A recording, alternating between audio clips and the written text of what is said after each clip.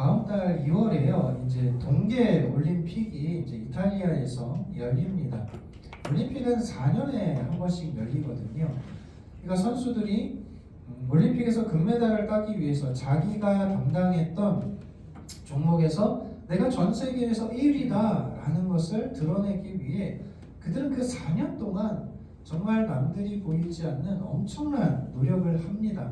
그리고 그 엄청난 노력을 가지고 마침내 1등의 자리에 섰을 때 아마 그들은 충분히 보상을 받을 것이라고 생각을 합니다. 그런데 믿지 않는 사람들도요, 무엇이라고 이야기를 하냐면 내가 금메달을 따기 위해서 1등을 하기 위해서는 어느 정도의 운이 따라야 된다는 겁니다. 대진운이 좋아야 되고 그날에 좋은 컨디션이 있어야 하고 나와 강한 라이벌이 실수를 하거나 부족한 부분이 있어야 된다는 거죠. 우리 믿는 자들에게는 하나님의 은혜가 좀 더 필요할 수도 있겠습니다. 열심히 노력한 결과가 배신하지 않겠지만 딱 한 번의 기회 가운데서는 참 내가 모든 노력을 쏟아서 결과를 맺는다는 것이 쉽지는 않습니다. 그런데요, 2002년 동계올림픽 남자 쇼트트랙 1000m 경기에서요, 무려 3번이나 엄청난 운으로 금메달을 딴 사람이 있었습니다. 어떻게 이게 가능할 것인가 많은 사람들이 의아해했거든요. 한번 잠시 영상을 좀 보도록 하겠습니다. 때는 2002년 솔트레이크 시티 동계올림픽. 쇼트트랙 역사에서도 또 올림픽 역사에서도 한 번도 없었던 일이 벌어집니다. 스티븐 브래드버리. 그 당시엔 이름만 들었을 땐 누구라는 반응이 대부분이었어요. 바로 호주 쇼트트랙 선수입니다. 브래드버리는 남자 1000m 예선에서 2번의 부정 출발을 하게 됩니다. 그래서 실격할 위기에 놓였다가요, 다행히 간신히 살아나게 됩니다. 그렇게 얻게 된 준중결승의 기회, 어떻게 얻게 된 찬스인데 어째 쭉 4위입니다. 그런데 여기서 브래드버리의 매직이 시작됩니다. 마지막에 일본 선수가 넘어지면서 3위로 들어오게 되는데요. 이게 끝이었으면 이 영상을 만들지도 않았겠죠. 2위였던 캐나다 선수가 일본 선수를 밀어서 실격이 되고 맙니다. 이렇게 얼떨결에 준결승에 진출하게 되는데요. 여기까진 어떻게 운이 좋아서 올라왔다지만 같이 맞붙은 선수들이 장난이 아니었습니다. 김동성, 리자쥔, 이름만 들어도 모두가 아는 실력자들이었죠. 브래드버리도 이건 좀 어렵겠는데 싶었겠죠. 그도 그럴 게 이번에도 경기 내내 꼴찌를 맴돌았습니다. 그런데 이게 무슨 일이죠? 먼저 김동성이 넘어지면서 자동 4위가 됐고요. 마지막 바퀴 결승선 앞에선 선두 경쟁하던 선수들이 엉키면서 2위로 올라서게 됩니다. 와, 그런데요, 선두로 들어온 선수마저 실격이 되면서 또 얼떨결에 1위로 결승에 진출하게 됩니다. 이쯤 되면 행운을 다 썼겠지 싶었는데 일단 끝까지 함께 다 보실까요? 안현수, 안톤 오노, 리자쥔, 튀르코트와 함께 결승을 치르게 됩니다. 시작부터 선두 그룹에선 한참 뒤처지는데요. 경쟁을 피하면서 막판에 3위 정도 해보려는 작전이었을까요? 아니면 너무 쟁쟁한 선수들이라 일찌감치 포기하려 했던 걸까요? 그런데 사실 선두 싸움이 너무 치열해서 이걸 궁금해할 틈이 전혀 없었습니다. 3바퀴를 남겨둔 상황, 안현수와 오노가 1위를 놓고 다투는데요. 마지막 바퀴에선 몸싸움으로 치닫습니다. 그러다가 안톤 오노에 밀려서 리자쥔이 넘어지고요. 그 여파로 안현수와 튀르코트까지 뒤엉켜서 미끄러지고 맙니다. 이렇게 브래드버리가 금메달을 당하고 말았어요. 행운이 꼬리에 꼬리를 물면서 브래드버리는 가장 믿기지 않는 금메달리스트로 남게 됐습니다. 심지어 이 메달은요, 호주 최초 동계올림픽 금메달이었다고 합니다. 이 사건으로 Do a Bradbury, 브래드버리 하다라는 말이 신조어로 사전에 등재됐고요. 호주는 브래드버리를 기념하는 우표까지 만들었습니다. 여러분 어떻게 생각하세요? 진짜 운이 좋다라고 하기에는 그 3번의 모든 부분에서, 그리고 4년에 한 번 있을까 말까 그 환경에서 금메달을 딸 수 있다라는 거 정말 쉽지 않죠.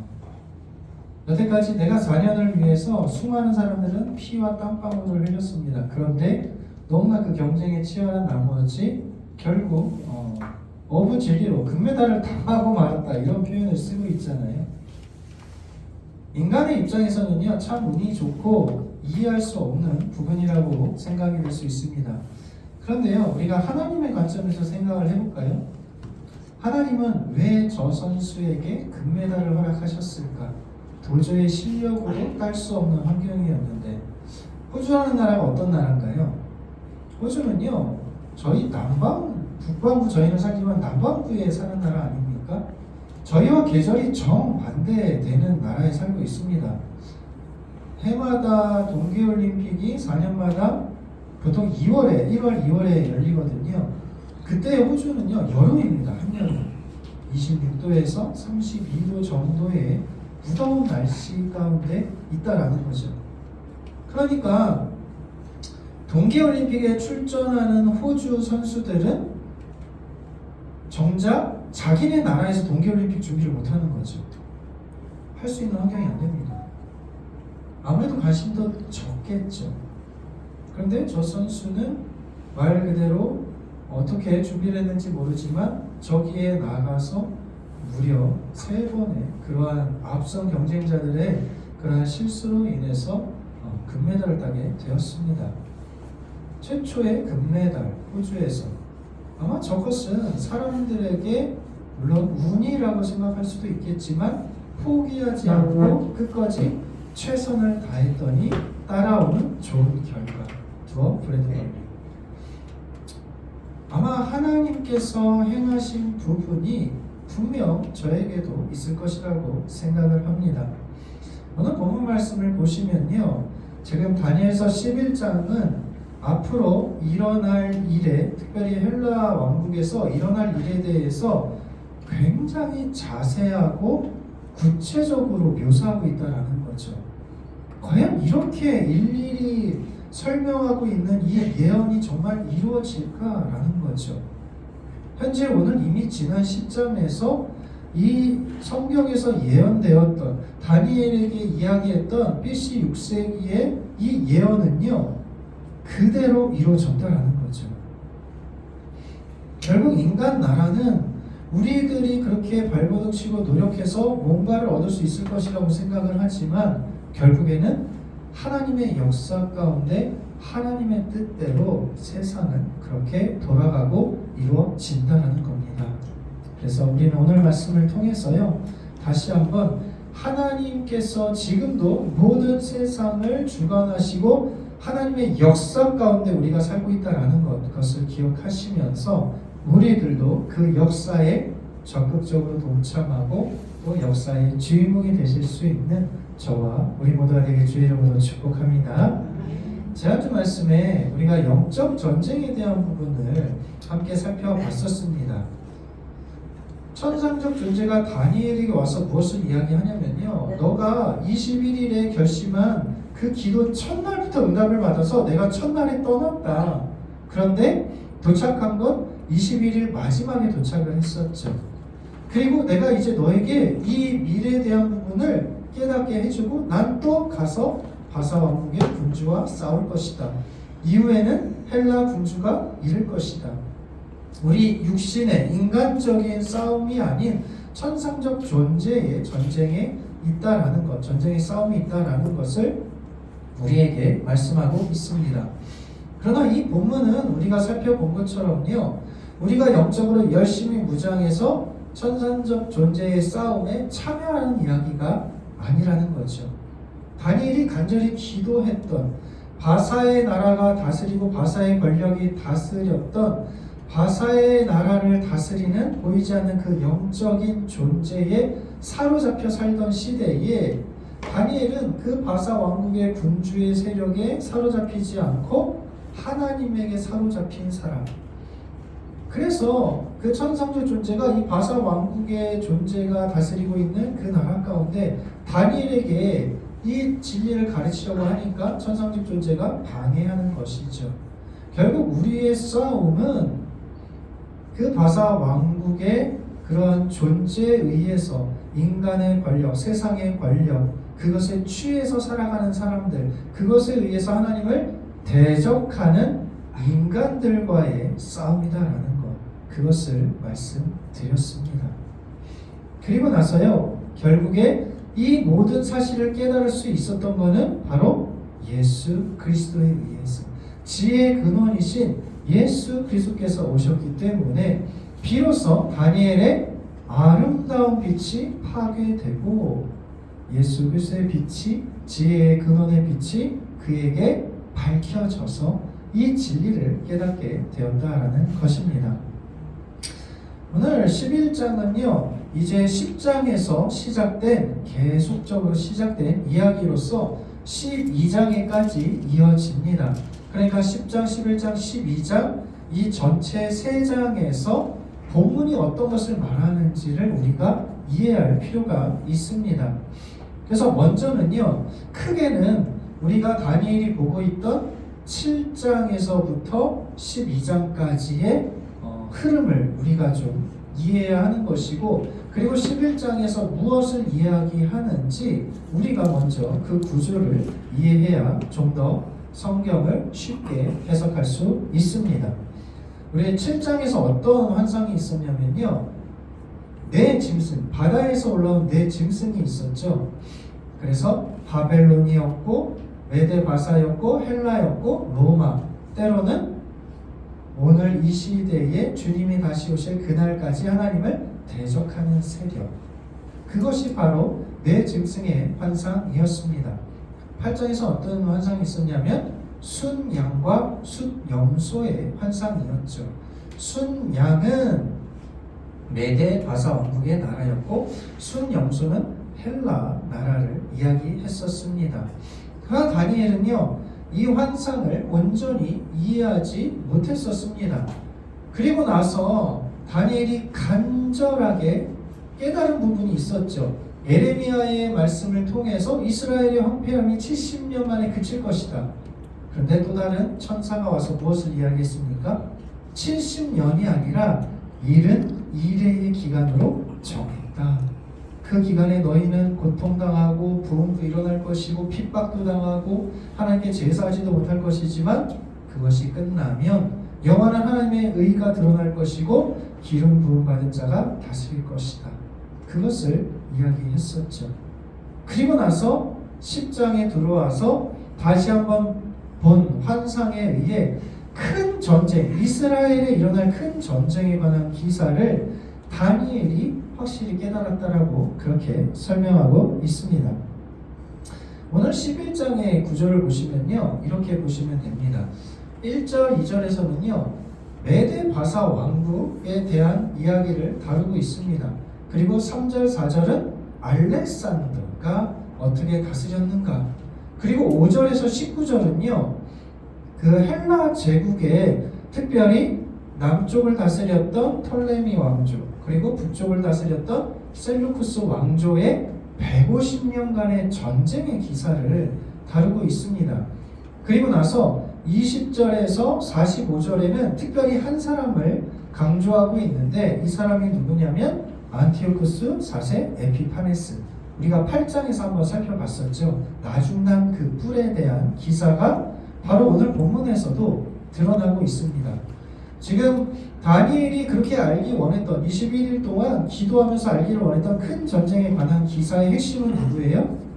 이스라엘 백성들이 지금까지 유례 없었던 핍박, 박해가 오는 저 안티오쿠스 4세 에피파네스에 의한 기사라는 것이죠. 그런데 그 기사를 지금까지 깨닫지 못했는데 예수 그리스도께서 오심으로 그가 깨닫게 되었다라는 것입니다. 저게 헬라 제국입니다. 알렉산더가 3년 만에 메데바사 왕국뿐만 아니라 그 유럽 지역 있는 부분까지도 그가 지배를 했었습니다. 3년 만에 엄청난 큰 제국인 거죠. 그런데 얼마 오래 통치하지 못하고 죽고 맙니다. 그리고 나서 4명의 장군에 의해서 나라가 쪼개지죠. 그 중에서 강한 힘을 가졌던 나라가 프톨레미 왕조 그리고 셀류커스 왕조였습니다. 처음에는요, 프톨레미, 오늘 기사에 나오는 남방 왕으로 대변되는 프톨레미 왕조가 엄청나게 강했어요. 셀류커스 왕조는 처음에는 오히려 복종하고 순종할 수밖에 없었는데 나중에 수리아 전 지역, 아시아 지역까지 그들이 지배하고 나서 이제 엄청나게 강해집니다. 그래서 그들이 싸웠던 핵심 부분이 어디냐면 저 이스라엘 지역이라는 거죠. 초반에는 저 이스라엘 지역은 프톨레미 왕국에 의해 지배를 당했습니다. 그러나 오늘 보면 19절까지 안티오쿠스 4세의 아버지인 3세가 다스릴 때에는 어떻게 됐냐면 이스라엘 지역이 셀류쿠스 왕조에게 잡혔다는 거죠. 그리고 나서 그 다음에 4세 때 저 이스라엘 지역의 박해가 엄청나게 강해지는 것을 우리는 살펴볼 수 있습니다. 결국 다니엘이 알고 싶었던 큰 전쟁에 관한 기사는요, 저 셀류쿠스 왕조의 에피파네스 4세가 이스라엘 지역을 다스리면서 성전을 헐물고 돼지피로 성전을 완전히 부정하게 만들고 믿는 자들을 핍박했던 이례적으로 없었던 그 일들이라는 기사, 그 부분을 설명하기 위해서 지금 천사는 앞에 바사 왕국, 그 앞에 있었던 왕조들에게 어떤 일이 일어나는지를 설명하고 있습니다. 지금 10장 1절에 이 환상을 언제 본 거예요? 고레스 3년에, 바산 고레스가 다스렸던 3년에 이 기사를 깨달았다는 거예요. 이거는 BC 6세기에 일어날 일이거든요. 그런데 우리가 읽어보서 알겠지만 굉장히 자세한 부분, 누가 어떤 걸 차지하다가 뺏길 거고 누가 딸을 줬지만 뺏길 것이고 굉장히 자세하게 설명을 하고 있거든요. 근데 실질적으로 시간이 지나고 보니까 이게 그대로 이루어졌다라는 거죠. 그런데 성경을 비판하는 학자들은 어떻게 이런 부분을 다 이해할 수 있냐는 거죠. 이 전까지 다니엘은요 계속 이해하지 못했어요. 7장의 환상, 8장의 환상, 예레미야의 70년 이후에 71의 기간 깨닫지 못했는데 11장에 이렇게 구체적이고 자세한 설명했던 이 부분을 다 깨달았다? 온전히 깨달았다? 말이 안 된다는 거예요. 그래서 성경을 비판하는 학자들이 이 11장의 본문을 가지고 무엇을 이야기하냐면 이 다니엘은 BC 6세기에 존재했던 다니엘이 아니라는 거죠. 저자가 BC 2세기에 안티오쿠스 4세 때 핍박과 고난을 당하는 그 사람들에게 힘내고 이 전쟁의 기간은 그칠 것이라는 것을 격려하기 위해 BC 2세기에 다니엘이라는 사람이 기록했다. 이미 이루어진 일에 대해서 기록했다. 그렇게 주장을 합니다. 그럼 우리가 살펴본 것처럼요, 지금 다니엘이 환상을 계속 깨닫지 못하고 있다가 비로소 온전히 환상을 깨달은 이유가 뭐였어요? 예수 그리스도. 나를 가리고 있고 밝히지 못했던 나의 아름다운 빛을 예수 그리스도께서 오셔서 파괴하고 지혜의 근원이신 주님이 오셔서 이 환상을 깨닫게 해주셨기 때문에 가능했다라는 거죠. 근데 이 환상의 기사가 왜 중요합니까?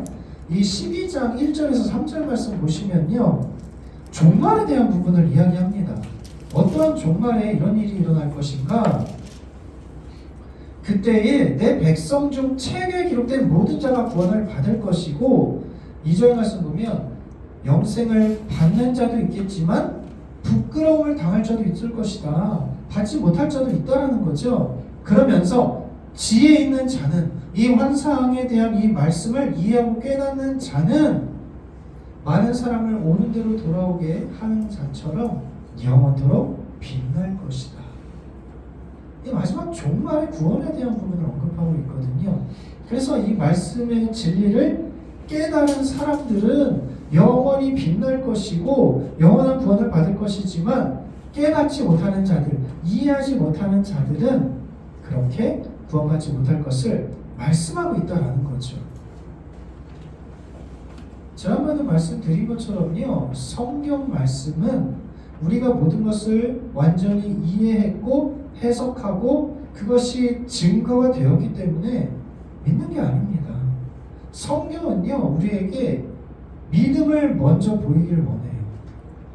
태초에 하나님이 창조하셨느니라, 이 세상이 진화된 것이 아니라, 그런 미생물들, 존재하지 않는 것들이 진화해서 된 것이 아니라 하나님이라는 존재가 이 세상을 창조했어.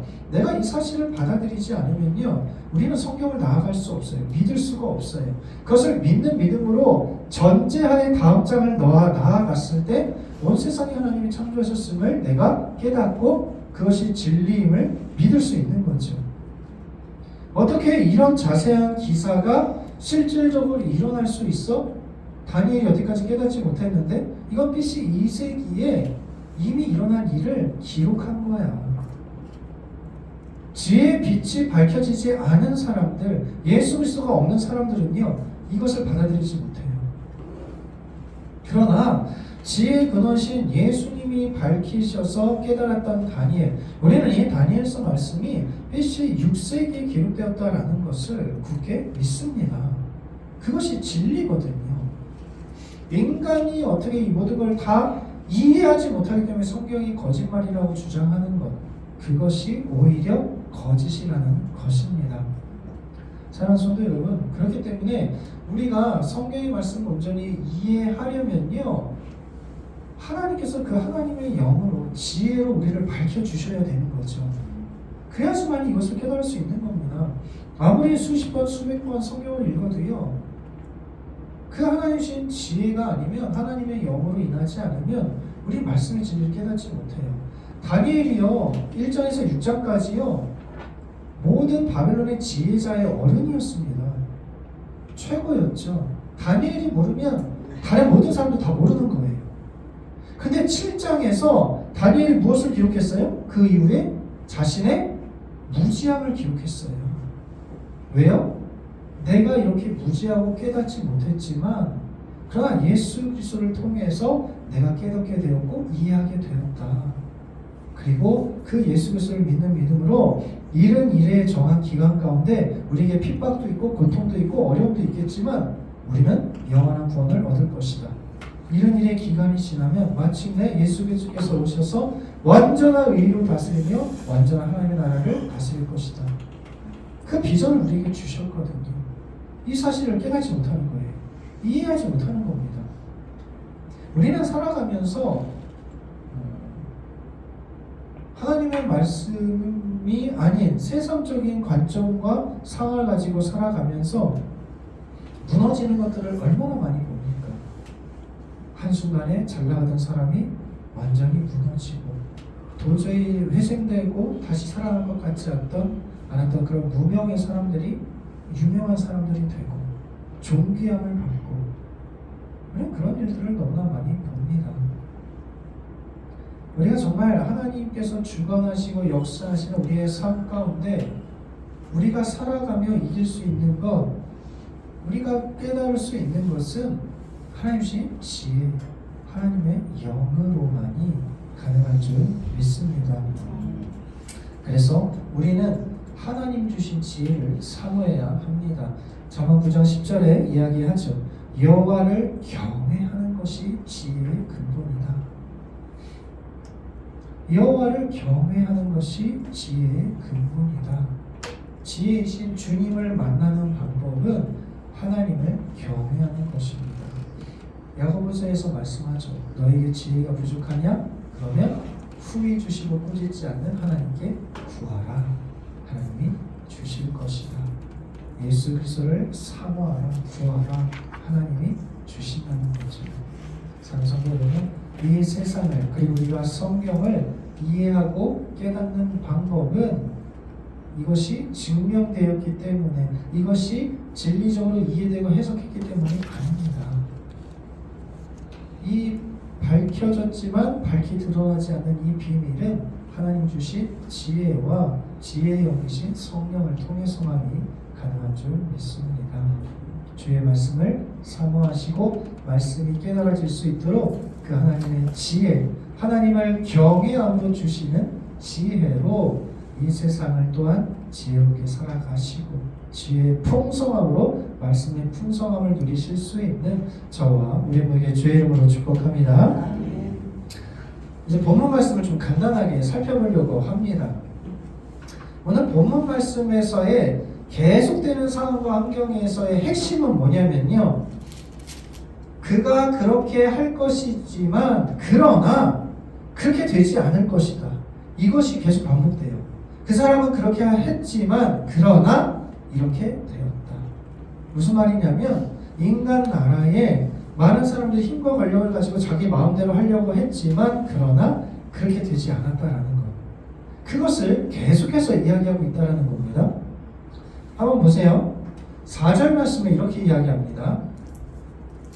3절 4절은 알렉산더에 대한 이야기입니다. 알렉산더가 어떤 부분을 이야기해요? 강성할 때 나라가 갈라져 사방에 나올 것입니다. 그의 자손에게 돌아가지도 아니할 것이요 자기가 주장하던 권세대로도 되지 아니할 것이다. 알렉산더에게 2명의 자녀가 있었거든요. 그런데 이 4명의 장군에 의해서 오래 통치하지 못하고 결국 죽임을 당합니다. 알렉산더는 원했죠. 자기의 힘과 권력을 가지고 이 헬라 제국을 완성했기 때문에 자신들의 아들들을 통해서 대대로 이 나라가 영원하길 원했겠죠. 그러나 자기의 권세대로, 자기의 주장대로 되지 않았다. 그것을 이야기하고 있습니다. 5절에 이야기하죠. 남방의 왕은 프톨레미 왕조가 강했어요. 그런데 실질적으로 그 군주들 중 하나는 그보다 강하여 권세를 펼칠 것이다. 그 아래 족속되어 있던 셀류쿠스가 기존의 이 북쪽 수리아장을 다스렸던 그 왕과의 싸움 가운데서 이쪽이 패배하거든요. 그러면서 그 아래 있었던 셀류쿠스가 이 수리아 지역을 다스리게 됩니다. 그러면서 힘이 오히려 더 커지고 더 많은 지역을 다스리거든요. 남방왕은 자기가 가장 강해지길 원했지만 오히려 자기 밑에 있었던 부하가 더 큰 땅을 다스렸다라는 거예요. 자기는 원했지만. 그것을 이야기하고 있습니다. 6절에도 이야기하죠.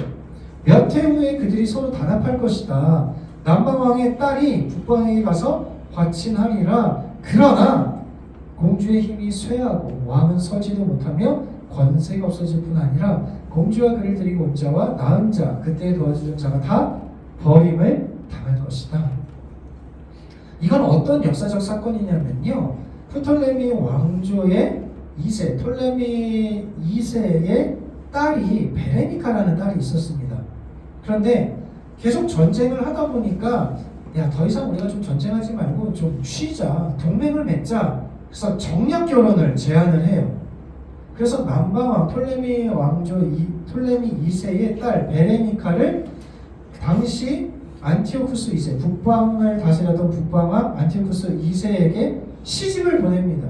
근데 문제가 뭐냐면요, 이미 북방에 있던 이 안티오쿠스 2세는요 결혼을 해서 아내가 있는 몸이었어요.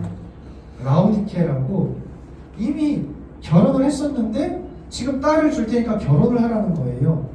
그래서 이 북방왕이 어떻게 했냐면 반강제적으로 이혼을 했습니다. 그래서 딸을 맞이한 거죠. 그리고 나서 이 라우디케를 어디로 보냈냐면 아시아 에베소서 지역으로 보내요. 그쪽에 넓은 땅을 줘서 너 거기서 살아. 그래서 평화가 있는 것처럼 보였다라는 거죠. 근데 저기서 무엇을 이야기해요? 그러나 공주의 힘이 쇠하고 왕은 서지도 못하고 권세가 없어질 것이다. 데리고 온 자, 낳은 자, 도와주던 자가 버림을 당할 것이다. 이 남방왕 톨레미 2세가요 죽어요. 그러니까 이 북방왕 안티오쿠스 2세가 마음이 변합니다. 그래서 라우디케 이전에 자신의 아내를 찾아가요. 소아시아 지역으로. 그런데 며칠 만에 죽습니다. 급사를 해요. 그리고 나서 이 라우디케가 어떻게 했냐면 베레니카에게 낳았던 그런 자녀들과 베레니카까지 다 죽여버려요. 이 남방왕은 딸을 보내서 동맹하고 더 강해질 것을 요구했지만 이 사건으로 인해서 남쪽이 더 강하게 이제 복수를 해야 되겠다 그래서 더 이전보다 안 좋아졌어요. 더 큰 전쟁이 계속해서 이루어지는 결과를 낳게 되었다라는 것입니다. 그래서 그 이후에 어떤 일이 났습니까? 7절에서 9절 보시면 공주의 본속에게서 난 자, 그러니까 남쪽인 거죠. 톨레미 왕조에서 난 자 중에 한 사람이 왕위를 이어받았어요. 그래서 북방왕을 칩니다. 그리고 이겨서 돌아오는 길에 자신들이 전쟁하면서 뺏겼던 그 신들에 대한 형상들을 가지고 돌아오거든요. 그리고 몇 해 동안 북방왕을 차지하지만 그러나 결과적으로 쳐들어간다 하더라도 이기지 못하고 자기 본국으로 돌아갈 것이다. 계속 끊임없는 전쟁 기사들이 이어지고 있다는 겁니다. 그래서 이게 끊임없이 전쟁이 이어지다가 이제 절정이 어디에서 일어나는 거예요? 안티오코스 3세 4세의 핵심이 맞춰져 있는데 그의 아버지 안티오코스 3세 때 이제 엄청난 일이 일어나죠.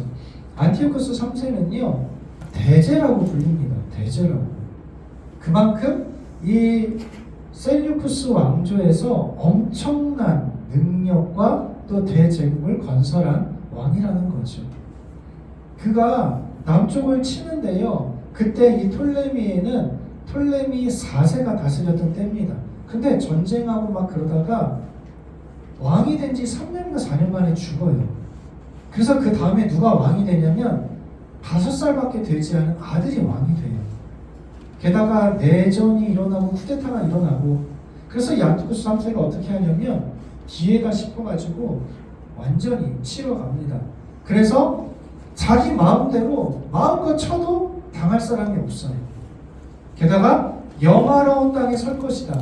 이스라엘 지역을 드디어 차지하게 됩니다. 그의 손에는 멸망이 있을 것이다. 가는 곳마다 다 황폐가 되는 거죠. 이런 일이 일어났다는 거예요. 그리고 나서 그가 결심을 해요. 어떻게 하냐면 이 남방왕을 내가 다시 또 화친을 해야 되겠다. 그리고 나서 그가 어디를 지배하려고 하냐면 사사건건 간섭하는 그리스, 로마 제국, 저 유럽 쪽을 좀 내가 지배해야 되겠다. 그래서 남방왕과 화친을 하려고 합니다. 그래서 이번에는 누구를 줘요? 이 북방왕에서 자신의 딸을 남방왕에 줍니다. 저 딸이 누군지 아십니까? 그 유명한 클레오파트라입니다. 클레오파트라를 준 이유가 뭐예요? 나라를 망하게 하려고, 나에게 협력하려고. 그런데 이 클레오파트라가 어떻게 했습니까? 아버지를 배신하죠. 그리고 이 남동생과의 다음 왕에 대한 권력 다툼을 하다가 이겨요. 그래서 클레오파트라가 남쪽 톨레미 왕조의 왕이 되죠. 그리고 그리스, 로마의 연합군과 그렇게 합쳐서 아버지 나라를 대적을 합니다. 그게 바로 클레오파트라입니다. 이 모든 일들이 말씀한 역사대로 지금 이루어지고 있다는 거죠.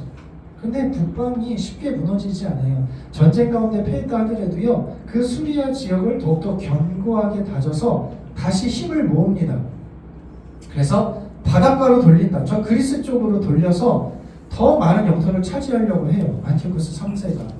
그런데 그때 누가 나타나냐면 한 장군이 나타나요. 저 사람은 누구냐면 스코피오라고 해서 그리스 로마의 연합군, 로마 원로원에서 경고를 해요. 이 안티오코스 3세에게 야, 더 이상 쳐들어오지 말고 돌아가. 안 그러면 우리가 전쟁할 거야. 너희랑 싸울 거야. 처음에 국방부를 키죠. 안티오코스 3세가. 그래서 쳐들어갑니다. 그런데 대패를 하고 말아요. 처절하게 패합니다. 그리고 이제 패했기 때문에 그리스 로마 연합군이 무엇을 요구해요? 우리가 이제 전쟁에 패했으니까 그에 대한 패한 배상금을 달라고 요구를 하는 거죠. 그래서 어마어마한 금의 액수를 매년 바치라고 요구를 해요. 그리고 볼모로 누굴 잡아가냐면 3세의 아들인 에피파네스 4세, 그 아들을 볼모로 로마에 잡아가요. 그래서 그 4세가 로마에 있으면서 헬라 문화에 심취하게 되죠. 아버지가 죽고 나중에 이제 4세가 본국에 돌아오면서 저 이스라엘 지역도 헬라 문화로 변화시켜야 되겠구나. 그러면서 이제 기존에 있던 이스라엘 유대인들과 엄청난 싸움이 일어나고 박해와 핍박이 일어나게 됩니다. 사랑하는 성도 여러분, 지금 이 말씀 가운데 핵심이 뭐예요? 그들은 자기가 원하는 대로 하기를 원했어요. 힘을 펼치고 능력을 펼쳤어요. 그러나 그렇게 되지 않는다는 거예요. 결국에는 이미 다니엘서 말씀 앞선 1장 6장에서 그 말씀을 하고 있지 않았었습니까? 4장 17절 말씀 보세요. 뭐라고 이야기합니까? 지극히 높으신 이가 사람의 나라를 다스리시며 자기의 뜻대로 그것을 누구에게든지 주시며 지극히 천한 자를 그 위에 세우신 줄을 사람들이 알게 하려 함이라. 바벨론이 무너지고 메데바사가 무너지고 헬라 나라가 그렇게 무너지고 로마가 또 무너지고 인간의 나라는 결국 지극히 높으신 이가 자기의 뜻대로 누구에든지 주신다는 거죠. 인간의 권력, 인간의 힘을 가지고 우리가 다스릴 수 있을 것이라고 우리의 뜻을 펼치며 살아가고 있지만 아니라는 거예요. 결국 이 인간 나라는 하나님께서 주관하시고 다스리기 때문에 그의 뜻대로 이루어질 것이라는 겁니다. 이미 BC 6세기에 헬라 왕국이 이렇게 될 것이라는 것을 다니엘을 통해서 말씀하셨어요. 그리고 그것은 그대로 이루어졌다라는 겁니다. 사람들이 이것을 이해하지 못하죠. 오늘 우리는요, 여전히 나의 아름다운 빛을 위해서 살아가고 있죠. 세상에 인간의 힘과 권력을 가지고 우리를 유혹할 때 우리는 그 유혹에 넘어가기 너무나 쉬워요. 저 사람을 따르면, 내가 조금 더 높아지면 이 인간 나라 권세를 가지고 많은 사람을 다스리고 내가 많은 것을 누리며 더 행복해질 것이라고 믿는 거죠. 하나님께서 정하신 대, 거기까지만 우리는 할 수 있는데 내가 가진 것을 가지고 내가 가진 힘, 권력, 부를 가지고 그것을 초월할 수 있다고 생각을 해요. 오늘 수요일에 우리가 선배의성 말씀을 살펴보죠. 사울을 한번 보십시오. 하나님을 두려워하는 게 아니에요. 하나님을 버리고 이스라엘 백성들을 두려워하죠. 이스라엘 백성들이 인정받기를 원했어요. 결국 그의 나라가 길지 못할 것이다. 그러한 말을 들었음에도 그는 사람들을 두려워합니다. 인간의 권세, 인간 왕의 권세가 인간들에게 있는 것처럼 착각했다라는 거죠. 오늘 이 세상을 주관하고 다스리는 건요, 이 세상의 힘과 권력을 가진 자들이 아니라는 거예요. 하나님이 허락하신 대까지만 그들은 통치하고 다스릴 뿐이죠. 하나님은 사람의 나라를 다스려서 자기 뜻대로 누구에게든지 주실 수 있는 분이라는 거예요. 근데 우리는 자꾸 그 사람들에게 흔들리려고 해요. 자꾸 그 사람들이 취했던 것을 나도 취하려고 해요. 보암직하고 탐스럽고 먹음직한 것들, 세상이 주는 평안함, 하나님과 같이 될 것이라는 그런 유혹에 우리는 넘어집니다. 무너집니다. 그리고 그것을 하나님께 구하죠. 이 세상을 주관하고 다스리시는 분은 하나님 한 분밖에 없는 줄 믿습니다. 우리는요, 그러한 인간 권세, 힘을 가진 자들이 우리도 동참하라고 우리를 자꾸 하나님 대적하는 그 나라의 지배를 받으라고 우리를 계속 유혹해요. 수많은 선택의 갈림길 가운데 내가 그들의 유혹에 넘어가서 달콤한 유혹에 넘어가서 그 잠깐의 유혹에 달콤함에 취할 것인가, 아니면 영원히 다스릴 수 있는 그 하나님의 지배를 받아서 하나님의 지혜로 이 세상에 속하지 않고 때로는 나에게 오는 어려움도 감당하며 그래도 내가 하나님의 자녀로 살아갈 것인가. 오늘 우리에게 여전히 이 선택의 갈림길이 놓여 있습니다. 사랑하는 성도 여러분, 하나님께서 말씀하신 대로 모든 일들은 반드시 이루어질 줄 믿습니다. 여러분, 이 말씀의 의미를 깨달을 수 있는 건 오직 하나님이 주신 지혜로만 가능합니다. 이 험한 세상 이른 일에 정한 기간이 지날 때까지 우리는 핍박과 고통과 박해와 그리고 세상이 주는 달콤한 유혹들이 끊이지 않을 겁니다. 그 가운데 여호와를 경외함으로 그 하나님이 주신 지혜를 가지고 이 세상에 속한 자가 아닌 이 세상을 대적하는 자들과 맞서 싸우는 그 하나님의 자녀로 하나님 때에 반드시 모든 일이 이루어질 것을 굳게 믿으며 주의 길 걸어가실 수 있는 저와 우리 모두에게 주의 이름으로 축복합니다. 말씀을 정리합니다. 오늘 말씀을 통해서 다니엘에게 밝혀진 이 환상은요 6세기에 기록된 말씀이에요. 아니 어떻게 이렇게 구체적으로 헬라 왕 때 일어날 일들이 일어나? 이건 불가능해. 이해할 수 없어. 그래서 많은 사람들이 2세기에 기록된 것이라고 이야기를 하죠. 그러나 다니엘 자신의 무지함이 밝히 드러난 예수 그리스도를 통해서 그는 이 모든 전쟁에 대한 사건을 온전히 깨달았습니다. 이것을 깨닫는 지혜 있는 자들은요 영원한 전 천국에서 별과 같이 빛날 것이지만 받아들이지 못하고 깨닫지 못한 자들은 부끄러움을 당하고 영원한 구원을 얻지 못할 것입니다. 오늘 우리가 살아가는 세상의 힘과 권력을 가진 사람이 다스리는 것처럼 보이지만 그들에게 그 허락하신 하나님이 주관하심을 믿으시기 바랍니다. 우리의 순간순간 선택과 유혹 가운데 넘어지지 마시고 하나님의 지혜를 사모하십시오. 예수 그리스도를 사모하십시오. 그 지혜로 이 세상을 이기시고 주의 영광을 드러내며 주님 오실 그날까지 믿음으로 십자가에 걸어가실 수 있는 저와 우리 모두를 예수 그리스도의 이름으로 축복합니다.